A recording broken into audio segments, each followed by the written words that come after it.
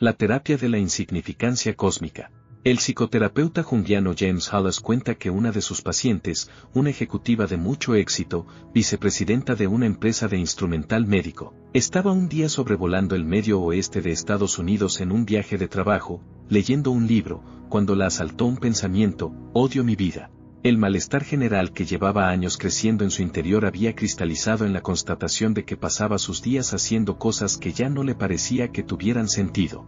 Hacía tiempo que no disfrutaba de su trabajo, los objetivos que había estado persiguiendo no parecían tener ningún valor y seguía adelante como por inercia, mientras esfumaba cada vez más la esperanza de que todo aquello fuera a tener una recompensa en forma de futura felicidad. Puede que entiendas cómo se sentía. No todo el mundo tiene ese tipo de epifanía repentina, pero muchos de nosotros sabemos lo que es sospechar que podríamos estar haciendo cosas más enriquecedoras, que nos llenaran y que nos apetecieran más, con nuestras 4000 semanas, incluso cuando lo que hoy por hoy estemos haciendo con ellas parezca, desde fuera, la definición del éxito. O quizá estés familiarizado con la experiencia de volver a tu rutina diaria, tras un fin de semana inusualmente satisfactorio en la naturaleza o con viejos amigos, y sorprenderte pensando que la vida debería ser así más a menudo, que sería razonable esperar que las partes cautivadoras no fueran solo raras excepciones. El mundo moderno está especialmente falto de buenas respuestas a ese tipo de sensaciones. La religión ya no proporciona un sentido de finalidad universal y listo para consumir, como solía hacer, y el consumismo nos hace buscar, de forma engañosa, ese sentido donde no es posible encontrarlo. Pero el sentimiento en sí es ancestral. El autor del libro del Eclesiastés, entre muchos otros, habría reconocido al instante el sufrimiento de la paciente de Hollis. Me puse luego a considerar mis propias obras y el trabajo que me había costado realizarlas, y me di cuenta de que todo era vana ilusión, un querer atrapar el viento, y de que no hay nada de provecho en este mundo. Es muy inquietante descubrir que dudas de lo que estás haciendo con tu vida. Pero no tiene nada malo, en realidad, porque demuestra que se ha producido un cambio en tu interior. De entrada, no podrías albergar esas dudas si no vieras tu vida desde una nueva perspectiva, una en la que ya has empezado a enfrentarte a la realidad de que no puedes depender de que la plenitud te llegue en un momento distante del futuro. Una vez que tu vida esté en orden y hayas alcanzado lo que el mundo considera que es el éxito, sino que es un asunto que debe abordarse ahora. Darte cuenta a mitad de un viaje de trabajo de que odias tu vida es haber dado ya el primer paso para dejar de odiarla, porque significa que has entendido que las que estás viviendo ahora, son las semanas que deberías estar invirtiendo en realizar algo valioso, si es que lo limitado de tu tiempo ha de tener algún sentido. Es una perspectiva desde la cual puedes hacerte al fin la pregunta fundamental sobre la gestión del tiempo: ¿qué quiere decir pasar tu tiempo, el único que tendrás, de manera que cuente? La gran pausa. A veces ese cambio de percepción afecta a toda una sociedad a la vez. Escribí el primer borrador de este capítulo confinado en la ciudad de Nueva York, durante la pandemia del coronavirus, cuando, en medio del dolor y la ansiedad, empezó a ser habitual que muchas personas expresaran una especie de gratitud agridulce por lo que estaban experimentando, por el hecho de que, pese a que se habían quedado temporalmente sin empleo y no dormían pensando en cómo pagar el alquiler, era una auténtica alegría ver más a sus hijos o redescubrir el placer de plantar flores o hacer pan. La obligada pausa en el trabajo, la escuela y la socialización puso en suspenso un buen número de suposiciones sobre a qué debíamos dedicar nuestro tiempo. Resultó, por ejemplo, que muchas personas podían desempeñar su trabajo adecuadamente sin tener que viajar durante una hora a una lúgubre oficina y sin quedarse en su mesa hasta las 6:30 solo para quedar bien. Resultó también que la mayoría de las comidas en restaurantes y de los cafés para llevar que me había acostumbrado a consumir, porque se suponía que hacían mi vida mejor, era algo a lo que podía renunciar sin ninguna sensación de pérdida, un descubrimiento de doble filo, si tenemos en cuenta la cantidad de trabajos que dependen de proporcionarlos. Y se hizo evidente, por el ritual de aplaudir a los trabajadores de los servicios de emergencias, y por tantas personas que les llevaban la compra a los vecinos que no podían salir de casa y por muchos otros actos de generosidad, que los humanos nos preocupamos los unos por los otros más de lo que habíamos creído. Solo que antes del virus, por lo visto, no teníamos tiempo de demostrarlo.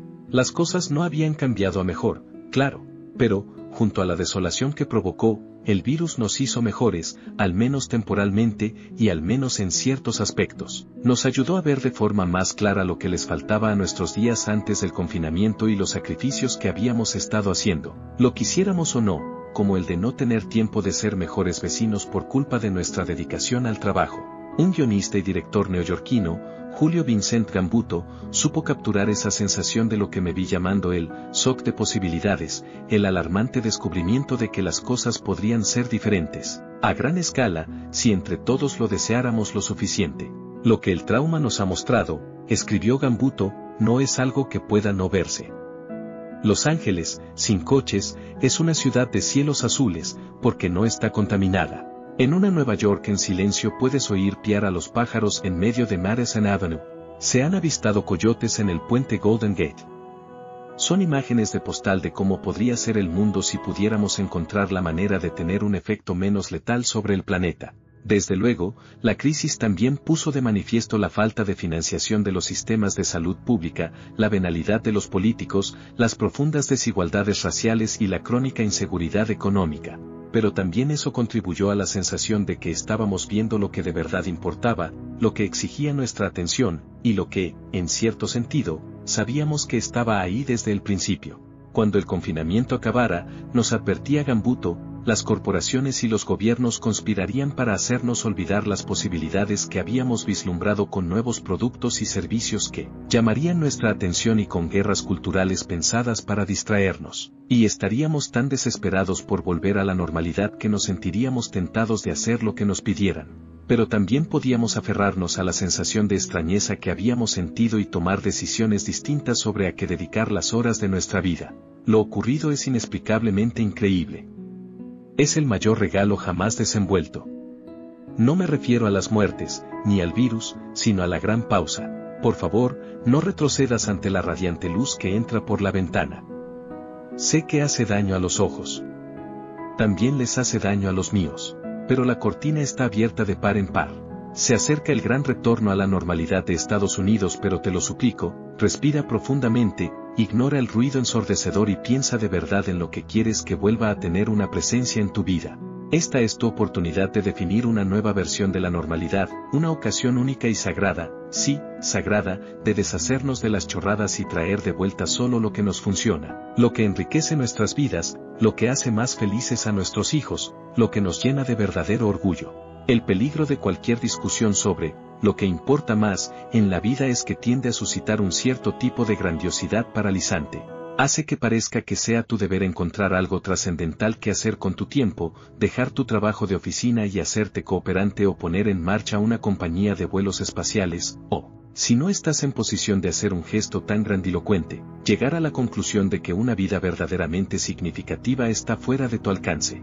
En el ámbito de la política y del cambio social, acaba siendo tentador decidir que solo las causas más revolucionarias, las más capaces de transformar el mundo, valen la pena, que no tendría sentido dedicar tu tiempo a, por ejemplo, cuidar a un pariente anciano con demencia o trabajar de voluntario en el jardín comunitario de tu barrio mientras el calentamiento global o la desigualdad salarial siguen sin resolverse. Entre aquellos con tendencias New Age, esa misma grandiosidad adopta otra forma, la de creer que cada uno de nosotros tiene un objetivo vital de una importancia cósmica que el universo está deseando que descubramos y luego llevemos a cabo.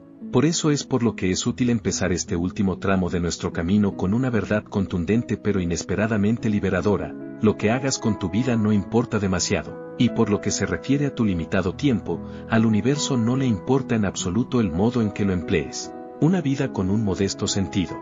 Al filósofo británico Brian McGee le gustaba hacer hincapié en la siguiente observación fascinante.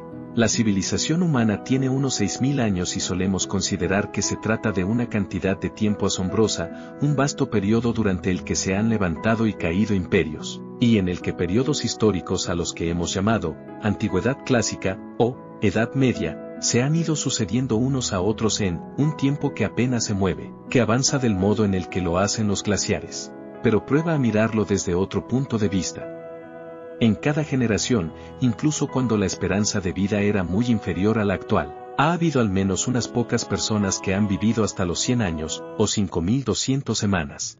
y cuando cada una de esas personas nació, debía haber otras pocas personas vivas que a su vez habían alcanzado los 100 años. Así que es posible visualizar una cadena de vidas centenarias que se extienden a lo largo de la historia, sin huecos entre ellas, personas concretas que vivieron de verdad y a las que podríamos poner nombre, si los registros históricos fueran lo suficientemente buenos. Ahora viene la parte fascinante, según esa medida, la edad de oro de los faraones egipcios, una época que a la mayoría de nosotros no puede resultarnos más remota, tuvo lugar apenas hace 35 vidas. Jesús nació hace unas 20 vidas y el Renacimiento se produjo hace solo 7. 5 vidas centenarias atrás, Enrique VIII se sentaba en el trono de Inglaterra. Solo 5. Tal como señalaba Megui, el número de vidas que se necesitarían para abarcar toda la civilización, 60, es el número de amigos que me caben en el comedor cuando celebro una fiesta. Desde esa perspectiva, la historia humana no se ha desarrollado a la velocidad de un glaciar, sino en un abrir y cerrar de ojos. De lo que se desprende, por supuesto, que tu propia vida será un minúsculo parpadeo insignificante en el gran esquema de las cosas, apenas un puntito con 2 inmensos tramos de tiempo, el pasado y el futuro del cosmos, perdiéndose en la distancia a cada lado. Es natural que ese tipo de pensamientos te parezcan terroríficos. Contemplar la descomunal indiferencia del universo, en palabras de Richard Holloway, antiguo obispo de Edimburgo, puede ser tan turbador como perderse en un espeso bosque, o tan aterrador como caer al mar por la borda y que nadie sepa que te has ido. Pero, mirado desde otro punto de vista, es extrañamente reconfortante. Podrías verlo como una especie de terapia de la insignificancia cósmica. Cuando algo parece superarte, qué mejor consuelo que recordar que todo es, siempre que estés dispuesto a contemplarlo con cierta perspectiva, indistinguible de la nada más absoluta. Las tribulaciones que ponen patas arriba cualquier existencia, problemas de pareja, rivalidades por cuestiones de estatus, preocupaciones económicas, se vuelven al instante irrelevantes. Lo mismo ocurre con las pandemias y las presidencias. A todo esto, pase lo que pase, el cosmos sigue a lo suyo, sereno e imperturbable. O para citar el título de un libro que reseñé en una ocasión, al universo no le importas una mierda. Recordar lo poco que importas, a una escala cósmica, puede ser como sacarse de encima una pesada losa que la mayoría de nosotros no nos dábamos cuenta de que arrastrábamos. Pero vale la pena examinar más de cerca esa sensación de alivio, porque atrae la atención sobre el hecho de que el resto del tiempo la mayoría de nosotros vamos por ahí pensando que somos bastante importantes para el desarrollo del universo. Si no fuera así, no supondría ningún alivio que nos recordaran que en realidad no lo somos.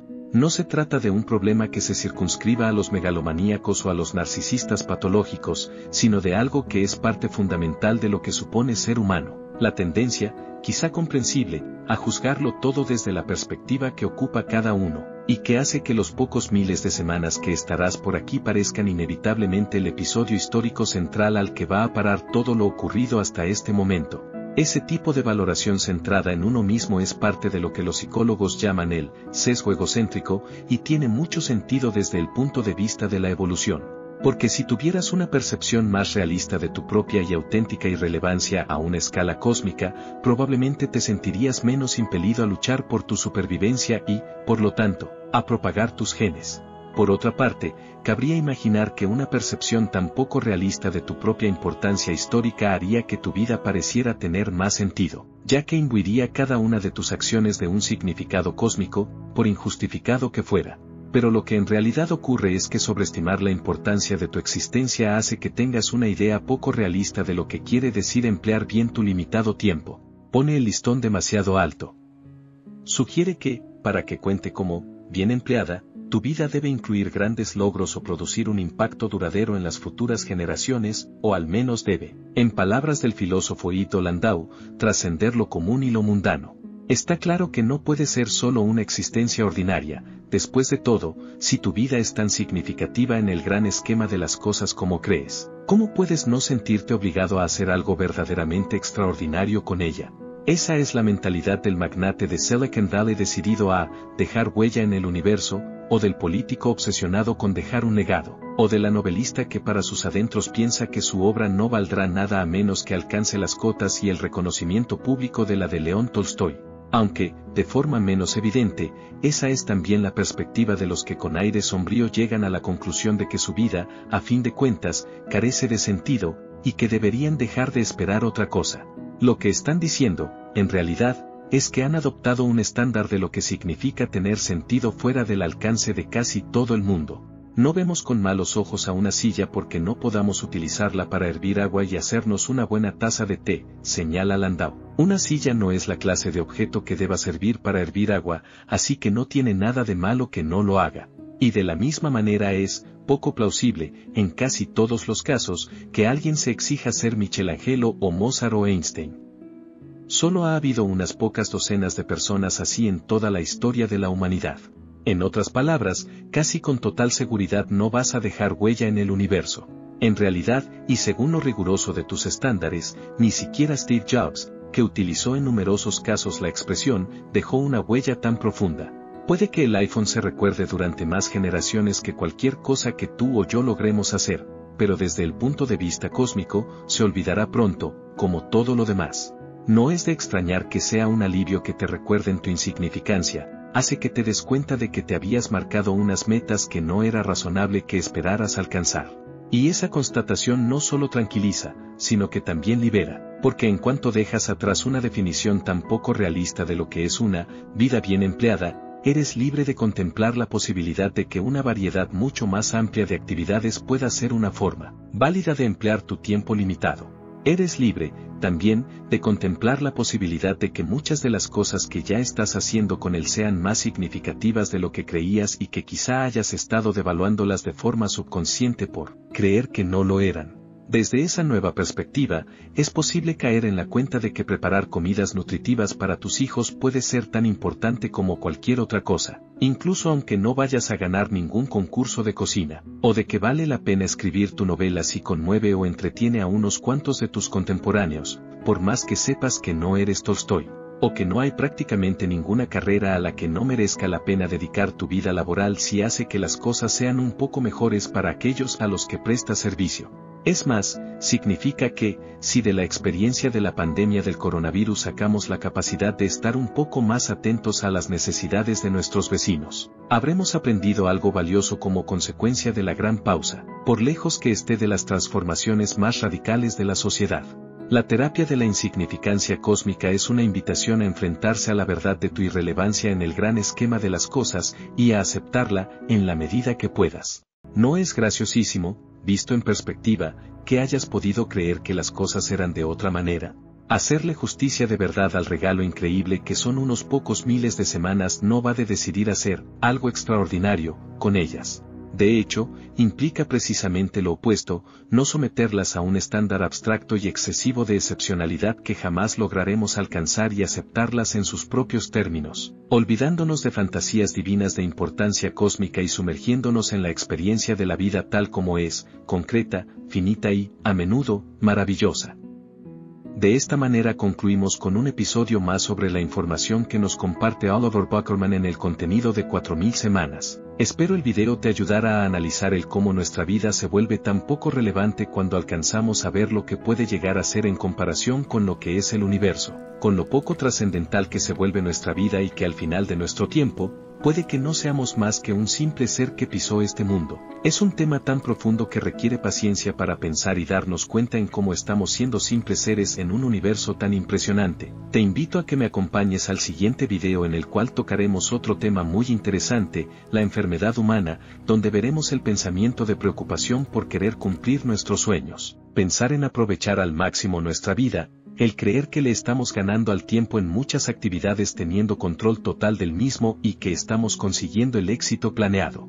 Si el video logró poner en tu mente una idea que nunca habías tenido sobre nuestro tiempo, te invito a que me regales un me gusta y te suscribas al canal. Ayúdame compartiéndolo para lograr llegar a más personas con quienes consideres que la información les pueda ser de gran ayuda para mejorar distintos aspectos de sus vidas. Además que me apoyas para seguir elaborando nuevos temas. No olvides la gran frase Carpe Diem, Tempus Fugit, es decir, aprovecha el momento, el tiempo vuela.